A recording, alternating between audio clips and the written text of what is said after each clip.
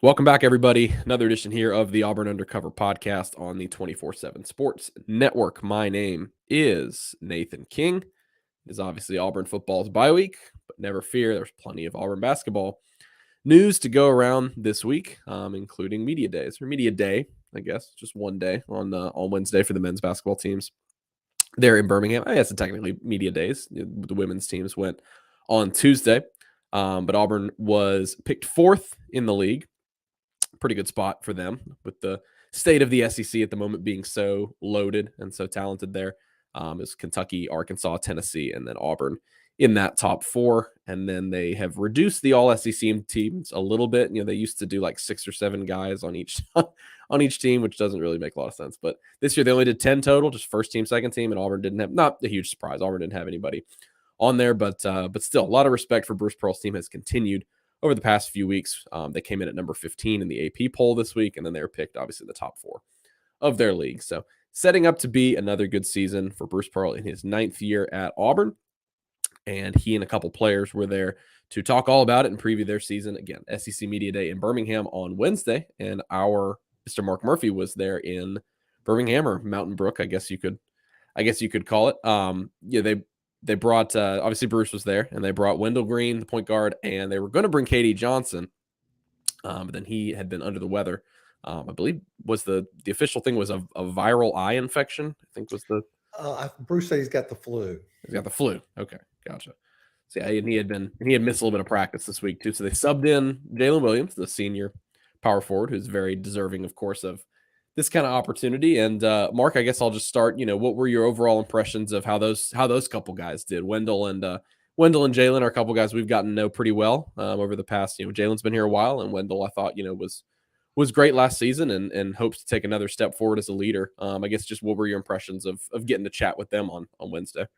Well, Nathan, you knew Wendell would do well because he's got that gregarious type of personality and really enjoys it. He started in the Ohio Valley Conference where they didn't get a lot of media attention. And so, boy, he was in his element there and really enjoying the whole thing. Jalen's a little less outgoing, but I thought he did really well. And I told him afterwards when he was done, we were just talking together. I said, for a pinch hitter, you just knocked one out of the park. You did great. He was beaming. He gave me a fist bump. He was so happy to hear that he'd done well. And Jalen, he's got a chance to have a really good year. It's quite a story. The guy was a starter as a sophomore, one of the best players on the team, and then he gets beat out by a true freshman. And it wasn't just any true freshman. It was the National Freshman of the Year, third pick overall in the NBA draft. And, he didn't whine or complain, and he just kept working. And I think he's getting ready to have a really strong senior year, particularly as a scorer. Yeah, and talking about Bruce's comments, I think so much of it has come back to, and we've heard about it a little bit this preseason, is the role of Wendell Green on this team. And it's a team that's replacing a couple really big players there in the front court. And not only you're replacing 2 All-Americans, but both of them were in your front court. Obviously, both Walker Kessler and Jabari Smith end up being first-round picks. So, you've got John Broome there who's going to play the 5. We'll see who starts at the 4. It could be, obviously could be a guy like Jalen Williams with the youngster Broome, who's a 5-star prospect coming off of the bench. But Bruce said yesterday, he said, we don't feel like we could have done any better in replacing those guys in the front court. But so much of it goes back to this guard trio, a veteran guard trio. Obviously, you got Wendell Green, KD Johnson, and then Zep Jasper as well. But a lot of the talk yesterday, Mark, was about Wendell Green wanting to take another step forward as a leader. Bruce Pearl said it. He said it about the goals for him this season. I guess just what were those conversations like? I know Bruce addressed it in his main press conference on the stage about what that next step might look like for Wendell, a guy who came off the bench for most of last season, for what that step looks like for him to take control of this offense and really kind of be the focal point of what they do, as has been the case with a bunch of good point guards for Bruce Pearl in the past. Wendell said in year 2 with the team, he feels a lot more comfortable. He's been through the league once. He said he's more confident in his ability to play in the SEC. And he said, he had a talk with his dad about it. And, is a big part of his life and a big part of his basketball life for sure, Nathan. And he said, look, his dad said, look, when you're going to be a leader, that means every single day. You're having a bad day at school, you're having a bad day elsewhere. You got to forget about it. When you get to court, you got to be consistent day after day, do the things the coaches want you to do, and be a guy that everybody else is looking up to as a leader. And I think he's certainly got the personality and the talent to do that. He's a guy his teammates have a lot of respect for. And I think the biggest thing for Wendell Nathan is just he's got to be a little more consistent. When he was hot, but they need his three-point shooting all the time. They need him to finish when he goes to the basket. He's so undersized. He's got to be very precise when he drives. And, he can make some really athletic shots inside, sort of like a Jared Harper. But I don't think he's quite got the same lift Jared Harper did when Jared attacked the basket. I think he's going to have a really good year. He's averaged 12 points last season, and I don't see why he can't increase that number this year. And, something he said that really got my attention. He said, we are going to be a better rebounding team than last year. And Auburn was really good last year on the boards. And he said, we're physically stronger at the 3, 4, and 5 spots. 3 is the small forward, 4 is the big power forward, and 5 is the center. And they really got 3 physical guys in there at the center spot. You mentioned Janiah Broome, Dylan Cardwell's back, and then Stretch Akinbola. So not many teams have that luxury to have 3 experienced seniors who played a pretty good bit of basketball. Broome in particular has played a bunch of basketball and in the OVC. And I talked to one of the players there who transferred in from the OVC and said he's gone head to head against him many times. And said the guy is a really talented player and he competes. And that's what I've noticed about him in preseason, Nathan. Yeah, filling it's no small thing to try to fill in for Walker Kessler, but you replace in terms of defensive ability as well, you replace the number 1 shot blocker in the country with the number 3 shot blocker in the country. So not too bad of a substitute in there. You mentioned that 3 spot. That's been a big topic of discussion this preseason. Obviously, you had Alan Flanagan away from the team for a couple weeks. He's now back at practice, but something Bruce Pearl said this week was, look, if we started the season today, it might be Chris Moore starting at that spot, which shouldn't be overly surprising considering Flanagan's missed some practice. Chris Moore has been there the entire time, and Chance Westry, the exciting top 60 recruit, he's a freshman, is currently out with that knee injury.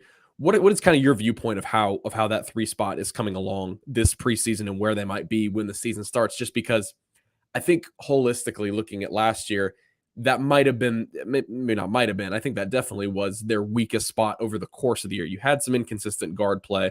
For the most part, like you mentioned, they're really good. And then the front court, you don't even have to, mention, they were obviously fantastic. And so, if they can get some sort of net gain from that 3 spot, you lose Devin Cambridge, but you bring in Chance Westry.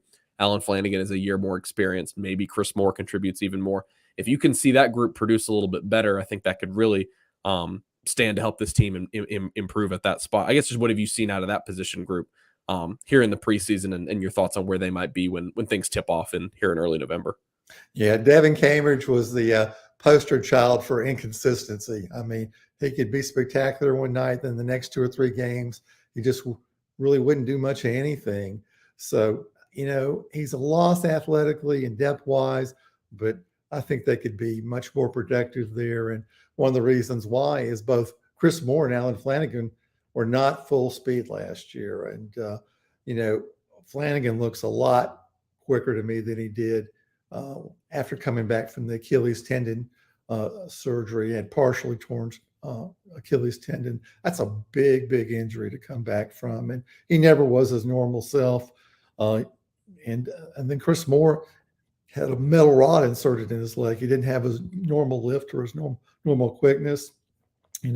Talked to him early in the summer. He said he was about 85% back to full speed, hoping to be close to 100% by the start of the season. And he really is playing well right now. And then the big X factor you mentioned, Nathan, is Chance Westry.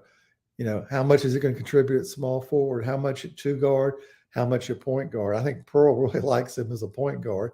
It's 6'6" and quick and can create his own shot. And, the other guys on the team have a lot of respect for Westry. And hopefully he'll make a complete recovery and sometime in December be back pretty close to full speed. I think he'll be back on the court playing before then, but will he be full speed then? I kind of doubt it. So some really good options at that position. And, if they want to, they can sort of go small and play three smaller guards there and cause some matchup problems for teams. If they want to get huge, they can just go ahead and stick Jalen Williams at the small forward spot because he's played there before and he's a really good outside shooter, Nathan. Yeah, I remember, down the stretch of last season when they were struggling against Texas A&M in the SEC tournament, and then that game against Miami, and even against JSU before he got his tooth knocked out. Jalen Williams closed out last year pretty strong. When that offense was struggling, he was one of their only guys who was able to get his shot working. There are a lot of interesting sort of crossover storylines when you look at the current state of the SEC. Todd Golden and Bruce Pearl has talked about a lot. We talked about it in the offseason when he was hired. Both coaches, touched on it a little bit more. Yesterday, Bruce said, it's like another son to him, basically, him being such a young guy who was on this Auburn assistant coaching staff about 5 or 6 years ago, and now takes over a Florida team that was picked pretty highly in the league as well. I believe they were picked 5th in the league, and so, or excuse me, 6th behind Alabama, with a first year coach, a guy who's been pretty successful. Obviously, was at San Francisco last year. There are a lot of new, other than him though, Mark. There are a lot of new coaches in the league, and that's something you wrote about this week. It's a loaded SEC. It's a talented SEC. I think the top 5 or 6 of this league is as good as any other conference. It's going to be tough to make the top 4 in this league, regardless of the year, but it may be even more so this season.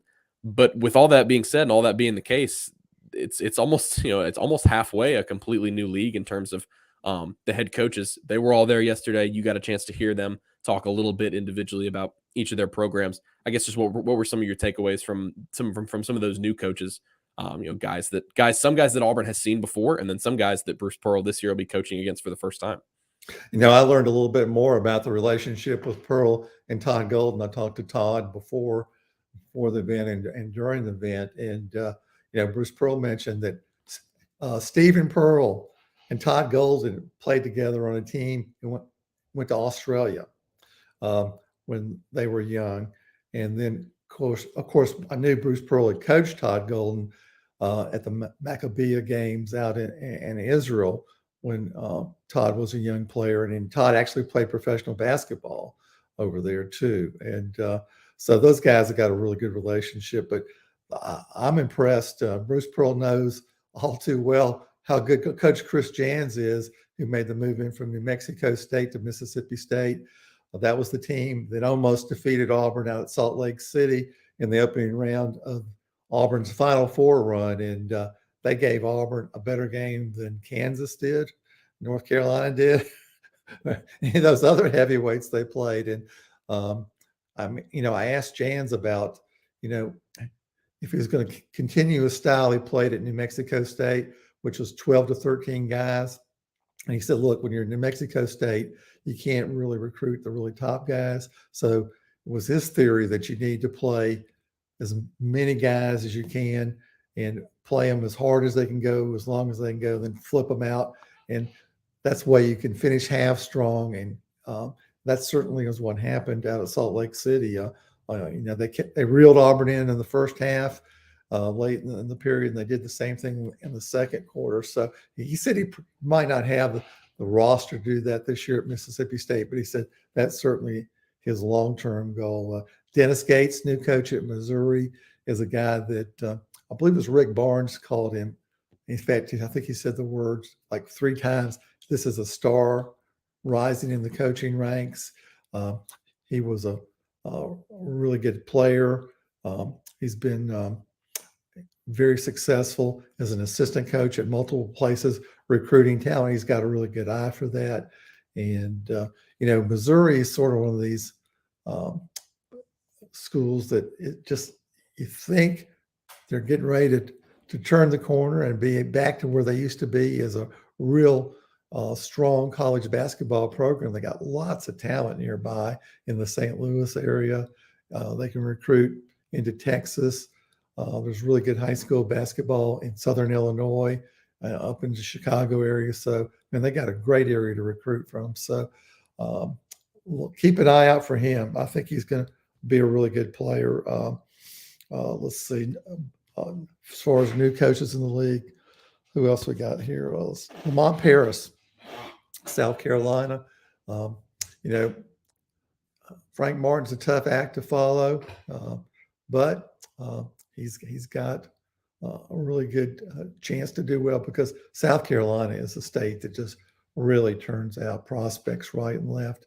You're close to Charlotte and North Carolina, which is a really great high school basketball recruiting ground. You're not far away from Atlanta, and state of Georgia has developed into one of the best recruiting grounds in the country. And let's see, who else we got? New coaches in the league, Nathan. Let's see. I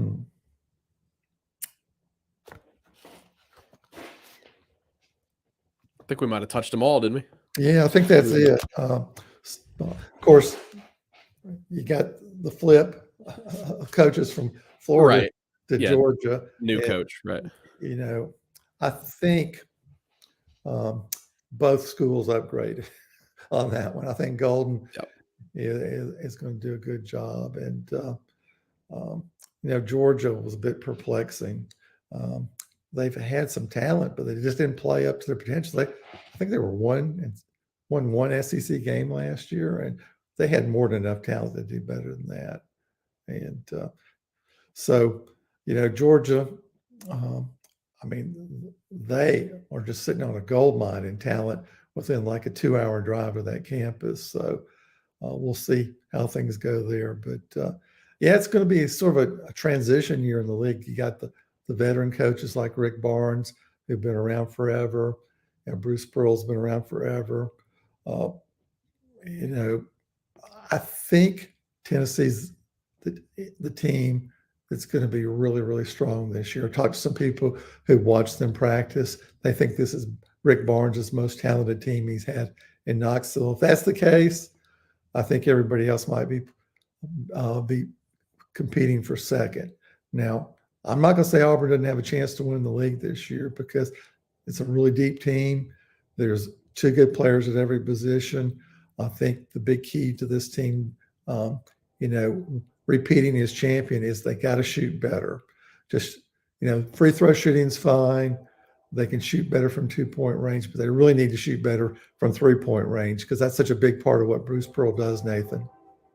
Yeah, and when Bruce has been talking about it this offseason, he was like, it's simple. We just got to make the shots. And you talked to a lot of the players from last year, too, and they said things were running just fine. It's not like, you know, we had all these bad looks, and we saw it happen over and over again. You know, they had decent looks. Their offense was ran pretty well.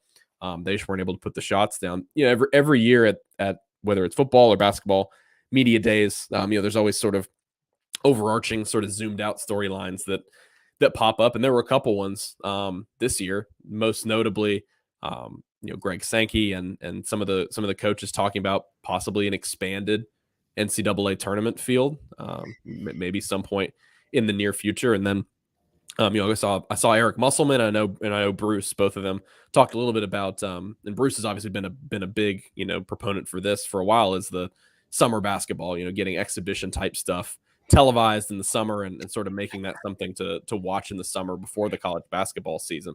What were those conversations like yesterday? Mainly the NCAA tournament thing, which now we're recording this on Thursday. It's been followed up in a big way. There's been a lot of buzz about it. The day after, it's something that's been talked about not only by those SEC coaches, but really across the country. It's being something that is apparently going to be looked at actually pretty closely by the NCAA.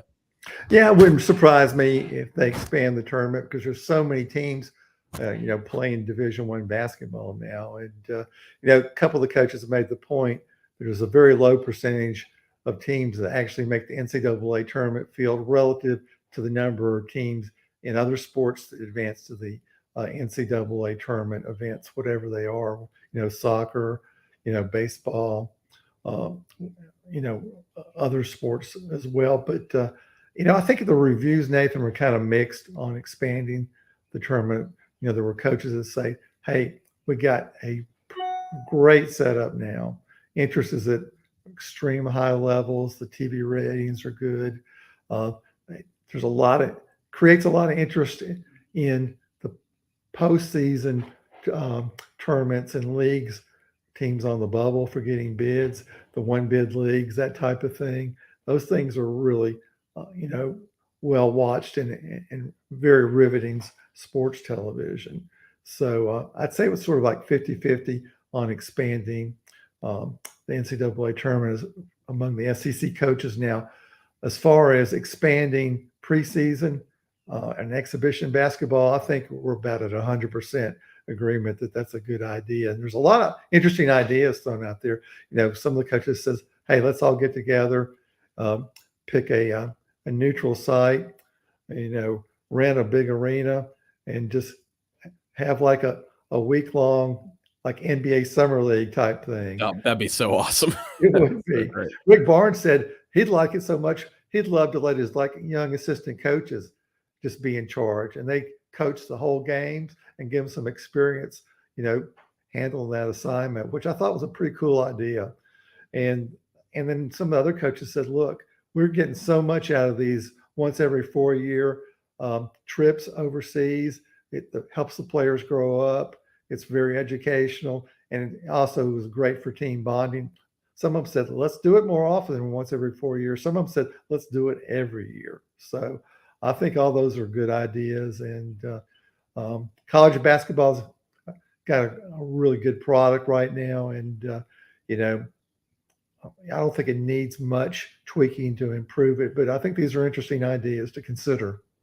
Yeah, and the SEC has been so much, maybe forefront is the wrong word, but I mean, at least just since I've started covering the sport the past 4 or 5 years, they've just risen in a big way in terms of talent. Obviously, they're doing well in the NCAA tournament, and just getting a better spotlight on the conference. And so, if some of these changes are to come here in the next few years, it certainly seems like the SEC and its coaches, it's high profile programs that it has right now, not perennially, but these programs like Auburn that are becoming ranked year after year are going to be big factors in that. And these people pay attention to what somebody like Bruce Pearl and Rick Barnes and obviously John Calipari, pay attention to what those guys have to say and what their thoughts are on what the sport should do moving forward. So it's been a lot of stuff recently for Auburn basketball. It's starting to feel about that time, and we've had Pro Day last week. You're having all these rankings getting updated. Everybody is gearing up for the season to start. Obviously, they will open up things November 7th against George Mason, and they're picked to finish 4th in the SEC. I think based on what Bruce Pearl talked about the past couple of weeks, I think he likes that spot a lot because he thought that maybe 5th or 6th was some of the comments he had made before. And so maybe a little higher than he expected. And obviously, anytime you're ranked in the top 15 in the polls in the preseason, that's also a great spot. So thanks so much to Mark for hopping on today and giving us the dispatch from everything he learned in Birmingham on Wednesday. To everybody listening and tuning into the live stream, thank you guys so much for watching. If you guys enjoyed this, you're listening to it on your podcast feed, please go leave us a 5-star review. That's the number one thing that helps us out. The bumper music is by Beats by Mordecai. You guys can follow him on Twitter, SoundCloud, and Instagram. And until the next episode, again, it's Auburn's bye week, but we'll have another episode this week. Also going to have a recruiting episode with Christian Clemente set up for this weekend to talk a little bit about what Auburn football is doing on the recruiting trail. Until then, we'll talk to you guys later. Everybody enjoy the rest of your week.